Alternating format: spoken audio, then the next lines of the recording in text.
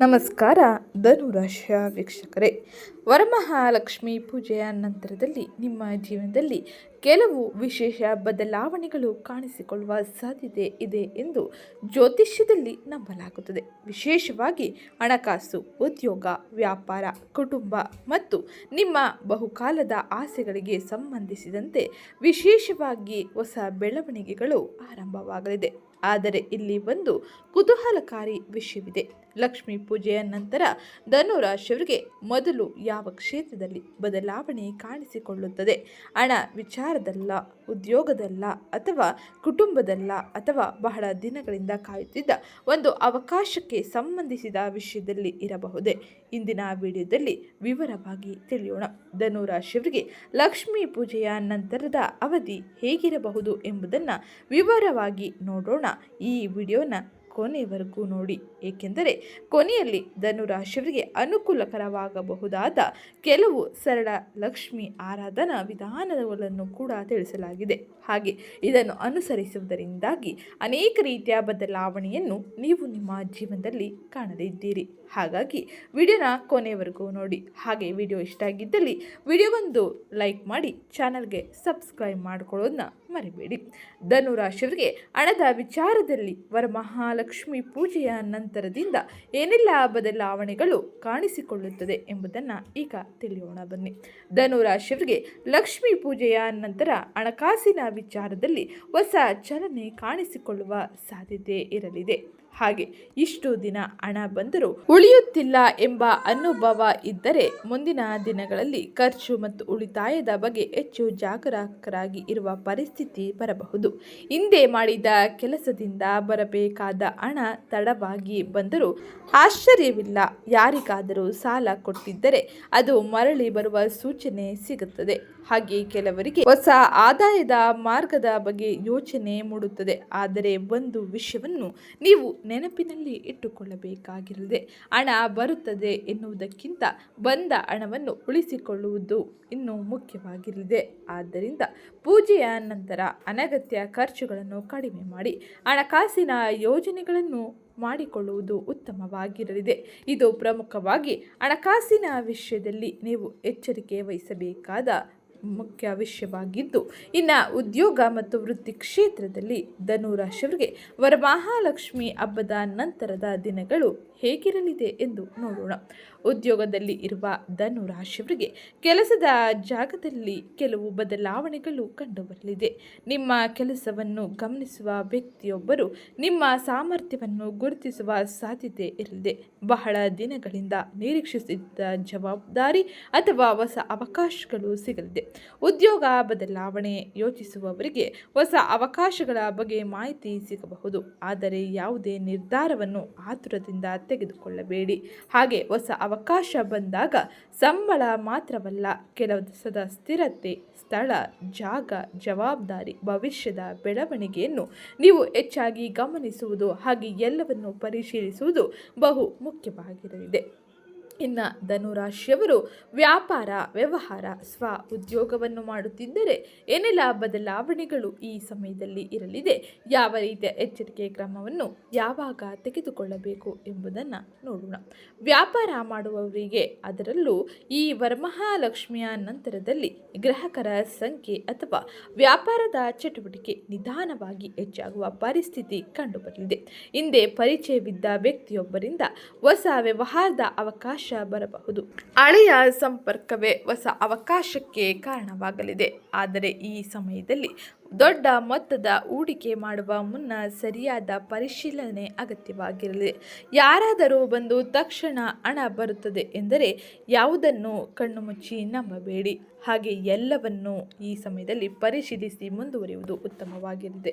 ಜ್ಯೋತಿಷ್ಯವು ಸಾಮಾನ್ಯ ಮಾರ್ಗದರ್ಶನ ಮಾತ್ರ. ಹಣಕಾಸಿನ ನಿರ್ಧಾರಗಳಲ್ಲಿ ನಿಮ್ಮ ಸ್ವಂತ ಪರಿಶೀಲನೆ ಬಹಳ ಮುಖ್ಯವಾಗಿರಲಿದೆ. ಇನ್ನು ಕುಟುಂಬ ವಿಚಾರದಲ್ಲಿ ವರಮಹಾಲಕ್ಷ್ಮಿಯ ನಂತರದಲ್ಲಿ ಸಂಬಂಧಗಳ ಬಗ್ಗೆ ಏನೆಲ್ಲ ಬದಲಾವಣೆ ಇರಲಿದೆ, ಯಾವ ರೀತಿಯ ಎಚ್ಚರಿಕೆಯನ್ನು ವಹಿಸಬೇಕು ಎಂಬುದನ್ನು ಈಗ ನೋಡೋಣ. ವರಮಹಾಲಕ್ಷ್ಮಿ ಪೂಜೆಯ ನಂತರದಲ್ಲಿ ಮನೆಯ ವಾತಾವರಣದಲ್ಲಿ ಧನಾತ್ಮಕ ಸಕಾರಾತ್ಮಕತೆ ಬದಲಾವಣೆ ಇರಲಿದೆ. ಕುಟುಂಬದ ಸದಸ್ಯರ ನಡುವೆ ಇದ್ದ ಸಣ್ಣ ಪುಟ್ಟ ಮನಸ್ತಾಪಗಳು ನಿಧಾನವಾಗಿ ಕಡಿಮೆಯಾಗಬಹುದು. ಮನೆಯ ಹಿರಿಯರ ಒಳ್ಳೆಯ ಸಲಹೆ ನಿಮಗೆ ಉತ್ತಮ ಮಾರ್ಗದರ್ಶನವನ್ನು ನೀಡಲಿದೆ. ಹಾಗೆ ಈ ಸಮಯದಲ್ಲಿ ಅವಿವಾಹಿತರಿಗೆ ವಿವಾಹದ ಮಾತುಕತೆ ಹೆಚ್ಚಾಗಲಿದೆ. ಹಾಗೆ ವಿವಾಹಿತರು ಸಂಗಾತಿಯೊಂದಿಗೆ ಹೆಚ್ಚಿನ ಸಮಯ ಕಳೆಯಲು ಅವಕಾಶಗಳು ಸಿಗಲಿದೆ. ಹಾಗೆ ಧನುರಾಶಿಯವರಿಗೆ ಈ ಅವಧಿಯಲ್ಲಿ ಸಣ್ಣ ವಿಷಯವನ್ನು ದೊಡ್ಡ ಜಗಳವಾಗಿ ಮಾಡಿಕೊಳ್ಳಬಾರದು ಎಂಬುದನ್ನು ಇಲ್ಲಿ ಸೂಚಿಸಲಾಗಿದೆ. ಹಾಗೆ ಮಾತನಾಡುವ ಮುಂಚೆ ಯೋಚಿಸುವುದು ಬಹು ಮುಖ್ಯವಾಗಿರುತ್ತದೆ. ಒಂದು ಸಣ್ಣ ಮಾತು ಸಂಬಂಧವನ್ನು ಬಲಪಡಿಸುತ್ತದೆ. ಅದೇ ಒಂದು ಸಣ್ಣ ಮಾತು ಮನಸ್ತಾಪವನ್ನು ಹೆಚ್ಚಿಸುತ್ತದೆ. ಹಾಗಾಗಿ ಎಚ್ಚರಿಕೆ ಇರಲಿ. ಈ ಸಮಯದಲ್ಲಿ ಬಹಳ ಎಚ್ಚರಿಕೆಯಿಂದ ನೀವು ಮುಂದುವರಿಯಿರಿ. ಹಾಗೆ ಧನುರಾಶಿಯವರಿಗೆ ಬಹುಕಾಲದಿಂದ ಆಸೆ ಇದ್ದ ಯಾವ ಆಸೆ ಈ ಲಕ್ಷ್ಮೀ ಪೂಜೆಯ ನಂತರದಲ್ಲಿ ಈಡೇರಬಹುದು. ಹಾಗೆ ಏನೆಲ್ಲ ಬದಲಾವಣೆ ಆ ಆಸೆಯಲ್ಲಿ ಆಗಲಿದೆ ಎಂಬುದನ್ನು ನೋಡೋಣ. ಧನುರಾಶಿಯವರಲ್ಲಿ ಕೆಲವರು ಬಹಳ ದಿನಗಳಿಂದ ಒಂದು ವಿಷಯಕ್ಕಾಗಿ ಕಾಯುತ್ತಿರಬಹುದು.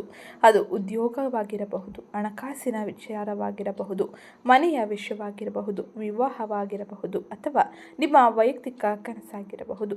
ಲಕ್ಷ್ಮೀ ಪೂಜೆಯ ನಂತರ ಆ ವಿಷಯದ ಬಗ್ಗೆ ಒಂದು ಶುಭ ಸುದ್ದಿಯನ್ನು ನೀವು ಕೇಳಲಿದ್ದೀರಿ. ಕರೆ, ಸಂದೇಶ ಅಥವಾ ಹೊಸ ಅವಕಾಶಗಳು ಈ ಸಮಯದಲ್ಲಿ ನಿಮ್ಮನ್ನು ಹುಡುಕಿ ಬರಲಿದೆ. ಹಿಂದೆ ತಕ್ಷಣವೇ ಎಲ್ಲವೂ ಬದಲಾಗುತ್ತದೆ ಎಂದ ಅರ್ಥವಲ್ಲ, ಆದರೆ ಮುಚ್ಚಿದ ಬಾಗಿಲು ನಿಧಾನವಾಗಿ ತೆರೆಯುವಂತಹ ಪರಿಸ್ಥಿತಿ ನಿರ್ಮಾಣವಾಗುತ್ತಿದೆ ಎಂಬುದು ಇದರ ಅರ್ಥ. ಆದ್ದರಿಂದ ಅವಕಾಶ ಬಂದಾಗ ಇದು ನನ್ನಿಂದ ಸಾಧ್ಯವಿಲ್ಲ ಎಂದು ಹಿಂದೆ ಸರಿಯಬೇಡಿ. ನಿಮ್ಮ ಪ್ರಯತ್ನವನ್ನು ಮುಂದುವರಿಸಿ. ಇದು ನಿಮಗೆ ಹೆಚ್ಚಿನ ಶುಭ ಫಲಿತಾಂಶವನ್ನು ತರಲಿದೆ. ಇನ್ನು ಧನುರಾಶಿಯವರು ಈ ಸಮಯದಲ್ಲಿ ವಹಿಸಬೇಕಾದ ಎಚ್ಚರಿಕೆ ಕ್ರಮಗಳು ಯಾವುದು ಎಂಬುದನ್ನು ನೋಡೋಣ. ಒಳ್ಳೆಯ ಸಮಯದಲ್ಲೂ ಕೆಲವು ಎಚ್ಚರಿಕೆಯನ್ನು ನೀವು ಪಾಲಿಸಬೇಕಾಗಿರಲಿದೆ. ಅಗತ್ಯವಾಗಿ ಮೊದಲಿಗೆ ನೀವು ವಹಿಸಬೇಕಾದ ಎಚ್ಚರಿಕೆ ಕ್ರಮ ಅನಗತ್ಯ ಸಾಲ. ಹೌದು, ಈ ಸಮಯದಲ್ಲಿ ಯಾವುದೇ ರೀತಿಯ ಅನಗತ್ಯ ಸಾಲವನ್ನು ಮಾಡಬೇಡಿ. ಎರಡನೇದಾಗಿ ಯಾರ ಮಾತನ್ನು ಪರಿಶೀಲಿಸದೆ ನಂಬುವುದನ್ನು ತಪ್ಪಿಸಿ. ಹಾಗೆ ಮೂರನೇದಾಗಿ ಕೋಪದಲ್ಲಿ ನಿರ್ಧಾರ ತೆಗೆದುಕೊಳ್ಳುವುದನ್ನು ತಪ್ಪಿಸುವುದು ಬಹು ಮುಖ್ಯವಾಗಿರಲಿದೆ. ಇನ್ನು ಈ ಸಮಯದಲ್ಲಿ ತಪ್ಪದೆ ನೀವು ಅನುಸರಿಸಬೇಕಾದ ಕೆಲ ಸರಳ ಜ್ಯೋತಿಷ್ಯ ಪರಿಹಾರವನ್ನು ನೋಡೋಣ. ಇದನ್ನು ಅನುಸರಿಸುವುದರಿಂದಾಗಿ ಏನೆಲ್ಲ ಬದಲಾವಣೆಯು ನಿಮ್ಮ ಜೀವನದಲ್ಲಿ ಆಗಲಿದೆ ಎಂಬುದನ್ನು ಈಗ ವಿವರವಾಗಿ ನೋಡೋಣ. ಲಕ್ಷ್ಮೀ ಪೂಜೆಯ ನಂತರವೂ ಮನೆಯನ್ನು ಸ್ವಚ್ಛತೆ ಮತ್ತು ಸಾತ್ವಿಕ ವಾತಾವರಣವನ್ನು ಕಾಪಾಡಿಕೊಳ್ಳಲು ಹೆಚ್ಚಿನ ಪ್ರಯತ್ನವನ್ನು ಮಾಡಿ. ಇನ್ನು ಪ್ರತಿದಿನ ಬೆಳಗ್ಗೆ ಅಥವಾ ಸಂಜೆ ದೇವರ ಮುಂದೆ ದೀಪ ಹಚ್ಚುವುದನ್ನು ತಪ್ಪಿಸಬೇಡಿ.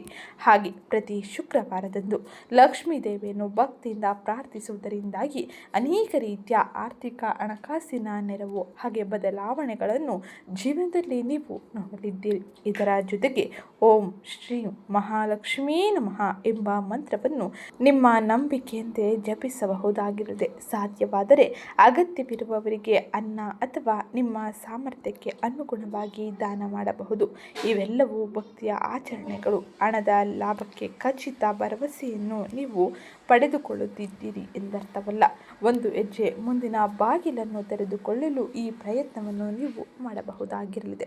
ಹಾಗಾದರೆ ಧನುರಾಶಿಯವರೇ, ಲಕ್ಷ್ಮೀ ಪೂಜೆಯ ನಂತರ ನಿಮ್ಮ ಜೀವನದಲ್ಲಿ ಮುಖ್ಯವಾಗಿ 3 ವಿಷಯಗಳತ್ತ ಗಮನ ಹರಿಸಬೇಕಾದ ಸಮಯ ಇದಾಗಿರಲಿದೆ. ಆ ವಿಷಯಗಳು ಯಾವುದು ಎಂಬುದನ್ನು ಈಗ ತಿಳಿಯೋಣ. ಮೊದಲನೇದಾಗಿ ನೀವು ಗಮನ ಹರಿಸಬೇಕಾದ ವಿಷಯ ಹಣವನ್ನು ಉಳಿತಾಯ ಮಾಡಲು ಮಾರ್ಗಗಳನ್ನು ಕಂಡುಕೊಳ್ಳಿರಿ. ಎರಡನೇದಾಗಿ ಹೊಸ ಅವಕಾಶಗಳನ್ನು ಹುಡುಕಿ ಗುರುತಿಸಿ ಅದಕ್ಕಾಗಿ ಕೆಲಸ ಮಾಡಿ. ಮೂರನೇದಾಗಿ ಕುಟುಂಬದ ಶಾಂತಿಯನ್ನು ಕಾಪಾಡಿಕೊಳ್ಳಿ. ಕುಟುಂಬದ ಶಾಂತಿ, ಸುಖ, ಸಮೃದ್ಧಿಯು ನಿಮಗೆ ಹೆಚ್ಚಿನ ಅವಕಾಶಗಳನ್ನು ಹಾಗೆ ಮಾನಸಿಕ ನೆಮ್ಮದಿಯನ್ನು ತರುತ್ತದೆ. ನಿಮ್ಮ ಜೀವನದಲ್ಲಿ ಬದಲಾವಣೆ ಬರಬೇಕಾದರೆ ಕೆಲವು ಅದೃಷ್ಟವನ್ನು ಕಾಯಬೇಕು. ಹಾಗೆ ಅವಕಾಶ ಬಂದಾಗ ಪ್ರಯತ್ನಿಸಿ. ತಪ್ಪುಗಳಿಂದ ಕಲಿಕೆಯನ್ನು ಮಾಡಿ. ಹಾಗೆ ಹಣವನ್ನು ಜಾಣ್ಮೆಯಿಂದ ಬಳಸಿ. ಇದರ ಜೊತೆಗೆ ನಂಬಿಕೆಯನ್ನು ಕಾಪಾಡಿಕೊಳ್ಳಿ. ಇದು ನಿಮ್ಮನ್ನು ಕಾಪಾಡುತ್ತದೆ. ಹಾಗೆ ಈ ವಿಡಿಯೋ ನಿಮಗೆ ಇಷ್ಟವಾಗಿದ್ದಲ್ಲಿ ವಿಡಿಯೋಗೊಂದು ಲೈಕ್ ಮಾಡಿ. ಧನುರಾಶಿಯವರ ನಿಮ್ಮ ಸ್ನೇಹಿತರ ಜೊತೆ ಈ ವಿಡಿಯೋನ ಶೇರ್ ಮಾಡಿ. ಕುಟುಂಬದವರಿಗೆ ಈ ವಿಡಿಯೋನ ಹಂಚಿಕೊಳ್ಳುವುದರಿಂದಾಗಿ ನಿಮ್ಮ ಕುಟುಂಬಸ್ಥರಿಗೂ ಕೂಡ ಈ ಮಾಹಿತಿಯನ್ನು ತಿಳಿಸಿದಂತೆ ಆಗುತ್ತದೆ. ಅದಕ್ಕಾಗಿ ವಿಡಿಯೋನ ಸ್ನೇಹಿತರಿಗೆ ಕುಟುಂಬದವರಿಗೆ ಶೇರ್ ಮಾಡಿ. ಹಾಗೆ ಕಮೆಂಟ್ ಬಾಕ್ಸ್ನಲ್ಲಿ ಶ್ರೀ ಮಹಾಲಕ್ಷ್ಮಿ ಕೃಪೆ ಧನು ರಾಶಿಯವರಿಗೆ ಇರಲಿ ಎಂದು ಕಮೆಂಟ್ ಮಾಡಿ. ಮುಂದಿನ ವಿಡಿಯೋದಲ್ಲಿ ಇದೇ ಮತ್ತೊಂದು ವಿಷಯದ ಜೊತೆ ಭೇಟಿಯಾಗೋಣ. ಧನ್ಯವಾದಗಳು. ಹಾಗೆ ಮುಂದಿನ ಯಾವ ವಿಷಯದ ಬಗ್ಗೆ ನೀವು ತಿಳ್ಕೋಬೇಕು ಅಂದ್ಕೊಂಡಿರ್ತೀರಾ ಅದನ್ನು ಕೂಡ ಕಮೆಂಟ್ ಮಾಡಿ ತಿಳಿಸಿ.